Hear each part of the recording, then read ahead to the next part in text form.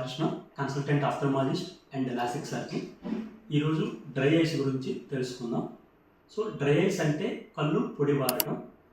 ఇప్పుడు ప్రజెంట్ డేస్లో కళ్ళు పొడిబారడానికి ఎక్కువైన కారణం ఎవాపరేటివ్ డ్రై ఐస్ అంటారు. ఎవాపరేటివ్ డ్రైనెస్ అనేది ఎందువల్ల వస్తుంది?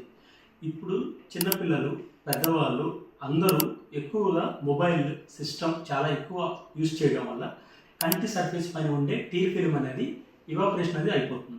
దీనివల్ల కళ్ళు డ్రైగా అవుతున్నాయి. సో దీన్ని మనం ఎలా ప్రివెంట్ చేయవచ్చు? సో స్క్రీన్ టైంని తగ్గించుకోవాలి. సేమ్ టైం వర్కింగ్ అవర్స్లో ఆర్ డే టైంలో ఏసీ తగ్గించినట్లయితే కూడా కొంతవరకు డ్రైనెస్ని మనం నివారించవచ్చు.